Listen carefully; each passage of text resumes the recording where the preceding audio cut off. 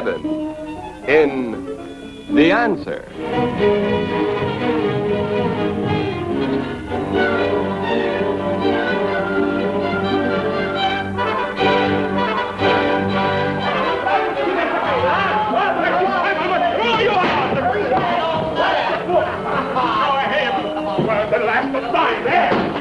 You bum cheat, the pay to you. That's the last time you're going to trick me out of the drink. Now listen to me, my good man. I'm no you good man. True, tonight you are not my good man. You are an uncouth lout, a miserable boor, and without question, the roughest bartender in the neighborhood. Go on and shut up your face. Deny me the right to imbibe, if you must, but my inalienable right to speak, never. Deacon, I'm telling you just one more times. Keep out of my place and leave my customers alone, or I'm break your neck. All right, Rocco, but rest assured, my congressman will hear of this outrage.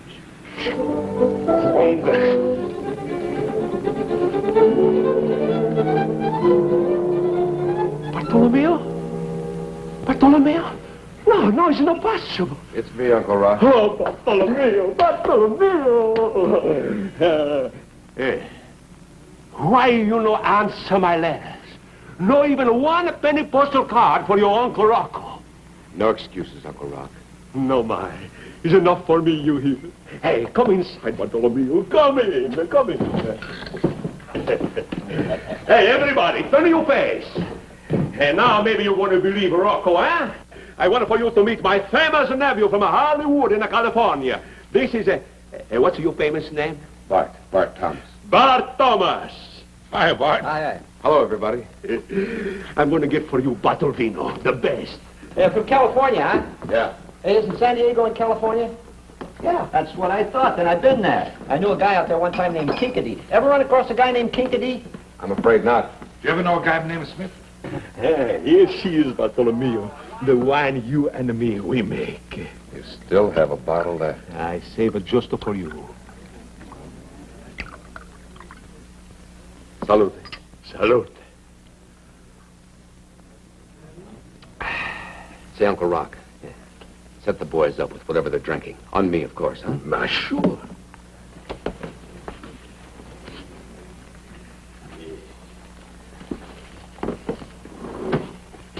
Hey, what's this? For the beer. What's the matter? You crazy or something? You're not going to spend 1 cent on my place. Rocco is going to bunch you for everything. That's very nice, Uncle Rocco. That's my pleasure. With the compliments of my famous nephew from Hollywood in California. Thanks, Mike. Hell. Drink hearty, man. Say, Uncle Rock. Go ahead. Bartolomeo, why is it after all of these years you now come home? Not because you lonesome for your Uncle Rocco. You must have a special reason, eh? Yes. You're going to tell your Uncle Rocco, eh? I don't know if I can put it in so many words. I don't know if you'd understand. You try me. All right. I've come home to try to find something. What? To find myself.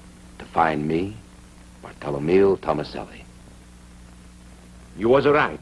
I know, understand. I don't blame you. Okay. You start over. You explain me one more time, huh? All right, I'll try. Go ahead. Uncle Rocco, have you ever felt like you've come to the end? Felt completely finished, burned out?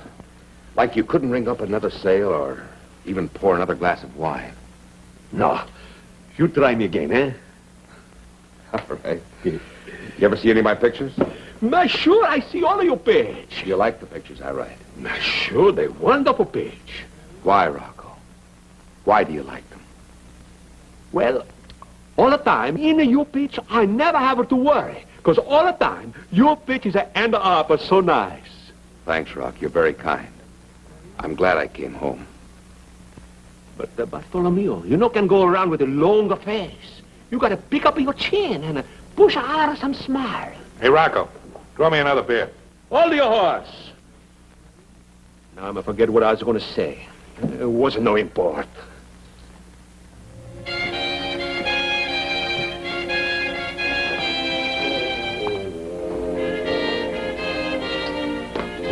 What a shape on that destroyer. The world should be in such a shape. Hey, Bartolomeo, I forgot to ask. You married? No? That's so good. I've got just the perfect recipe for to cheer you up. Please, Uncle Rocco. Shut up your face and leave it to me. Uncle Rocco, he knows what's best. Get yourself over here. Hey, Dolores. Hey, you like for me to give you an introduce to my famous nephew from Hollywood in California? Did you say Hollywood? That's right. Dolores, I want for you to have the pleasure of meeting my nephew, Bart Thomas. Bart Thomas? You never hear from Bart Thomas? Bart Thomas, the big writer? Oh. Do you know any of the stars? Some. I'm an actress, too, you know. Actress.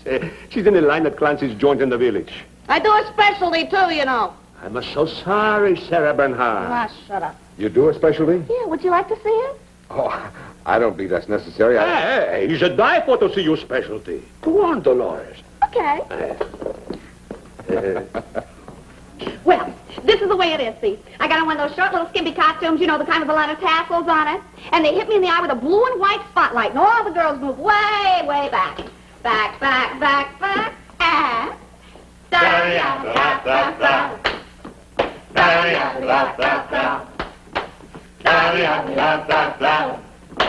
Goody-woody-doo-doo-doo. Yeah. Pretty good, huh? Now dig this. This is the Egyptian motif. Da-di-da-di-da-da-da. Da-di-da-di-da-da-da. Da-di-da-di-da-da-da.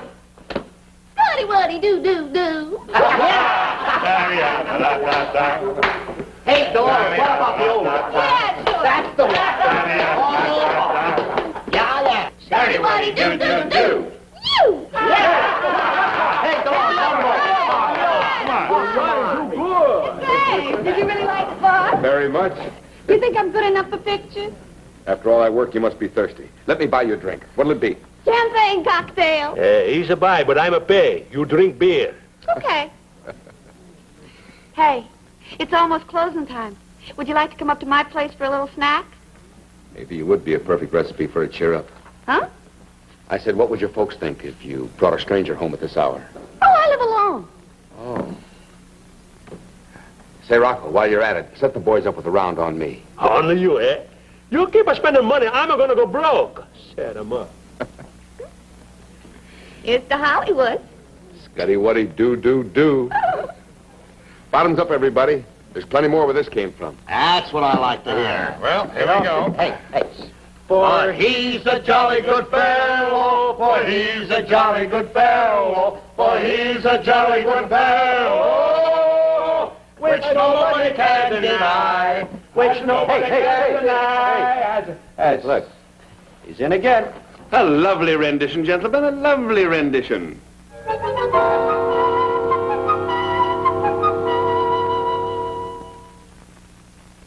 El Baco.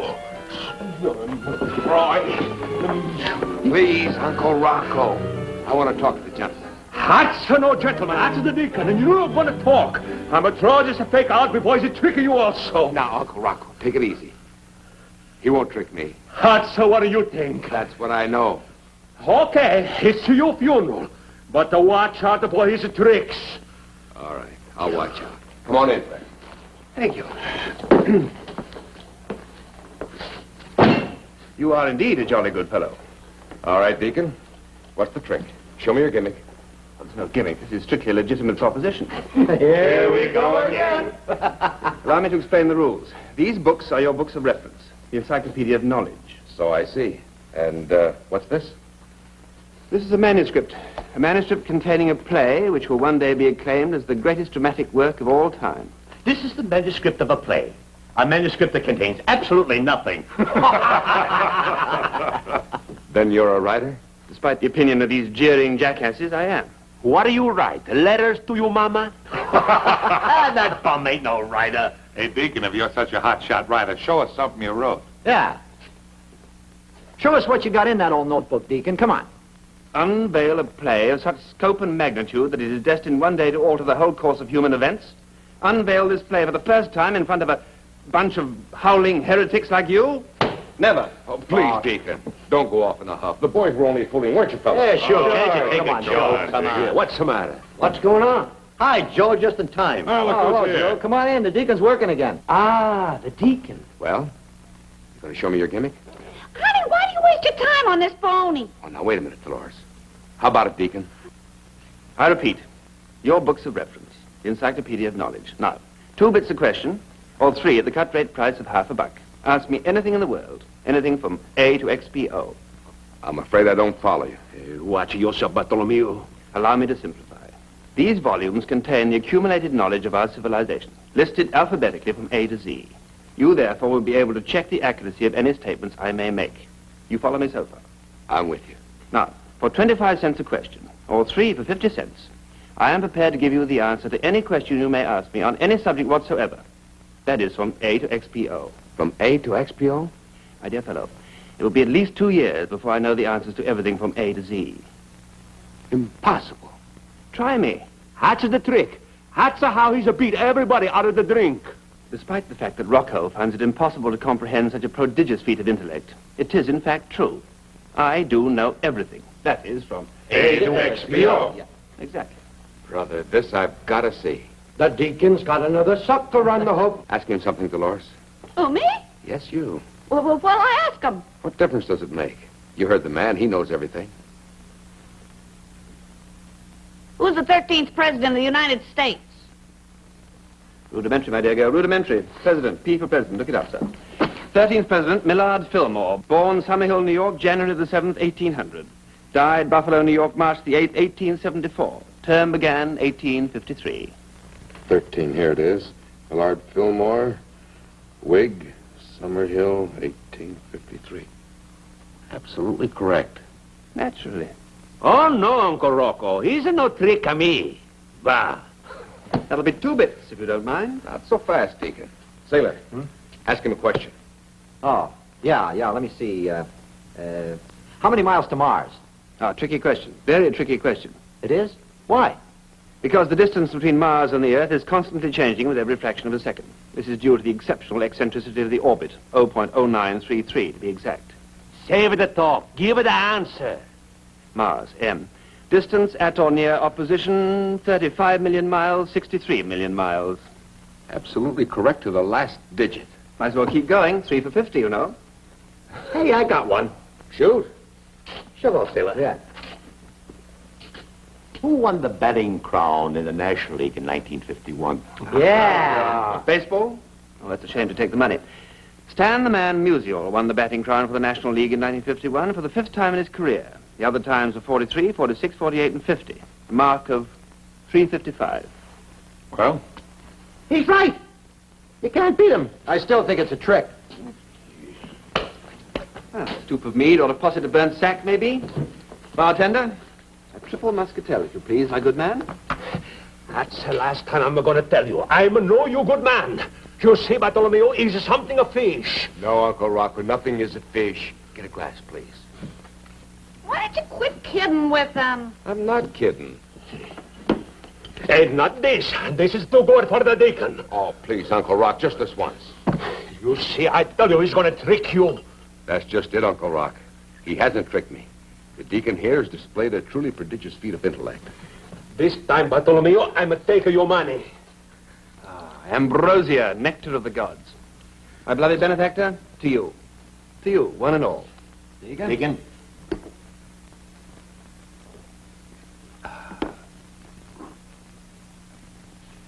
Well, adieu, fair friends, adieu.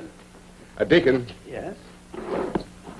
you're a character, and I like characters. So you have this one on me, huh?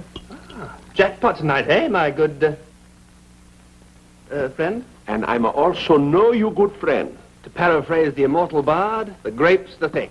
My beloved benefactor, I thank you. Forget it. I really would like to repay you for all this, but unfortunately I have nothing to give. Except perhaps a question. That won't be necessary. No, please, I insist. Anything that tickles your fancy. It's on the house. Well, as a matter of fact, any question? As I said before, my dear fellow, anything that tickles your fancy. Well, there is one question. And if you answer it, I'll buy you all you can drink. All I can drink. Bartholomew, you crazy? Perhaps. Is it a deal, Deacon? One question? One question. It's a deal. Power when ready. All right, I want the truth, nothing but the truth.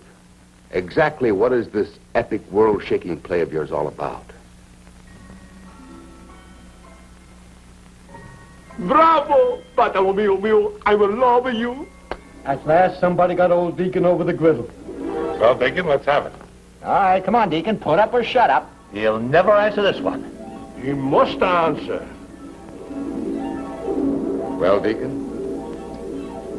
You know, Bart, judges, bartenders, cops, social workers, and fellow, shall I say, intellectuals have all tried to pry out of me the story of this play, but have I told them? Never. However, you, my bloody benefactor, you I shall tell. Bravo! Wait, you are the chosen ones. You will be the first to hear The Answer, a play in 3 acts by Chatsworth Clark Morgan. Chatsworth Clark Morgan. Quiet, please. The time, the present. The place, the United Nations building. We are in the laboratory of Professor Schweinstein. Schweinstein, get it?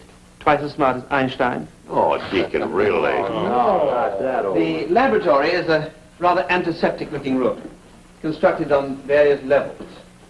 Up here, upstage, is a large clock. The time, exactly 8 p.m. Immediately beneath the clock sits the announcer. He's flanked on either side by television cameras and microphones. And here, on the next level, immediately in front of him, is a group of elderly, rather scholarly-looking men. And here, center stage and dominating everything, is the machine, with its subhuman shape and ever-changing and pulsating lights. It looks for all the world like some strange creature from outer space. Actually, it is the final achievement in the electronic field. It is the electronic calculator brain. Now the announcer speaks. War has been declared. The 2 mightiest nations on earth are poised to strike, poised to write the final chapter in the long and bloody history of man's inhumanity to man, poised to write goodbye forever to all civilization and to all mankind. As you all know, a shaky 24-hour truce has been arranged through the efforts of the United Nations. Of these 24 hours, less than 4 remain. 4 fleeting hours which will determine the fate of every man, woman, and child on this earth. Seated before me now are the greatest scientists and scholars of our day. At a cost of 20 precious hours, these men have been flown here from all the 4 corners of the earth. For without their wisdom, we could not even hope to find a solution. And here at last comes Professor Schweinstein himself, giant of the scientific field and humble humanitarian. Then the professor enters here, stage left. He's slightly bent, has a kind face and a gentle voice and a gentle manner. Slowly he walks back up the levels towards the announcer, who goes on speaking. The announcer says, "Upon the shoulders of this man rests the last hope of a terrified world, for only he can find the answer to the problem which has plagued mankind from his very beginnings. Only he can find the answer that will bring world peace. If he should fail, then we shall all perish before the dawn of another day. Professor, the hopes and prayers of all peoples everywhere are centered upon you. Good luck, and God be with you." Then the professor walks slowly down the level. When he comes to the group of scholars, he looks over his shoulder at the clock and says, "Gentlemen, I will be brief. As you well know, for some time I have held the theory that there is no problem, however complex, that cannot be solved by mathematical formula. You see before you the electronic calculator brain. Without this instrument, our task would be completely hopeless. For not only can this machine calculate at a fantastic speed, but also it can think. Think and reason far more intelligently than we can, but also without human frailty and without human emotion. However, before it can think and reason, it must have the necessary knowledge with which to do so. We, therefore, must arm the brain with the wisdom of the centuries. Each of you in turn will step up to the machine and impart your own wisdom as clearly and as concisely as possible. As you are all the leaders in your own particular field, this will represent the concentrated knowledge of our entire civilization. I don't have to remind you that the clock is ticking on inexorably. You may speak in your own tongue because the calculator brain reduces all languages to a common denominator of mathematical symbols. If, and I repeat if, there should be an answer, this light here will go on. Immediately the autotype will go into action and the written answer will come out here.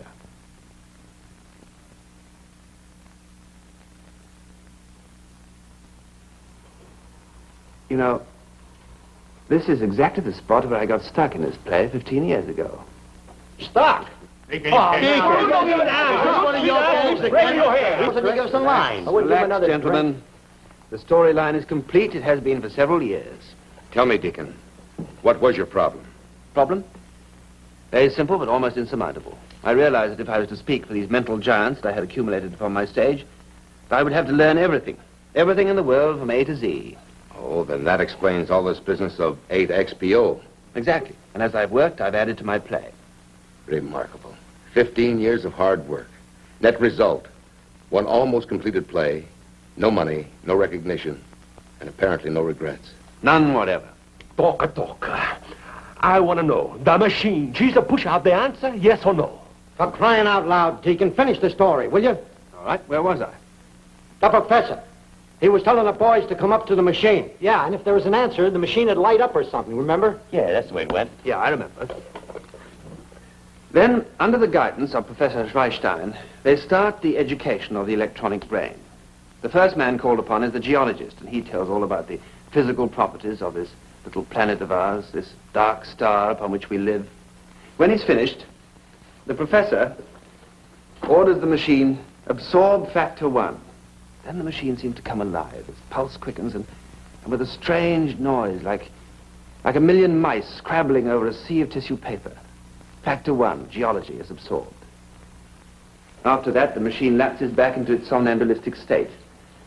Then all the others in quick succession, the economist, the historian, the philosophers, and the scientists, all impart their knowledge to the machine, until, with but 3 minutes left, before the fateful hour of midnight, the electronic brain is in a position to absorb all the concentrated knowledge of our civilization.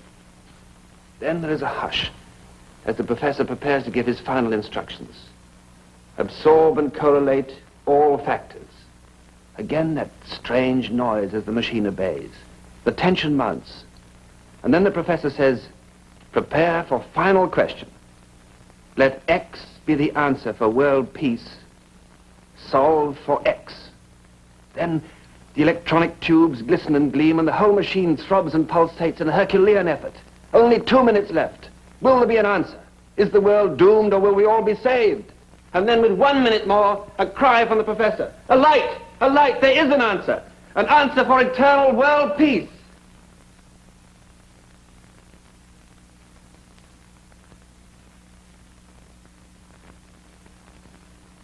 One. I am the Lord thy God. Thou shalt have no other gods before me. 2. Thou shalt not make unto thee any graven image. 3. Thou shalt not take the name of the Lord thy God in vain. Remember the Sabbath, to keep it holy. Honor thy father and thy mother. Thou shalt not commit adultery. Thou shalt not bear false witness against thy neighbor. Thou shalt not covet. Thou shalt not steal. There's one more. Thou shalt not kill.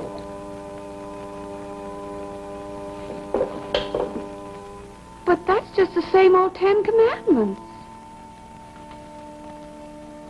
Same old 10 Commandments. Oh, Deacon, where are you going? Nowhere special. Maybe I'll go down by the river for a few minutes and think a while. I'll walk with you.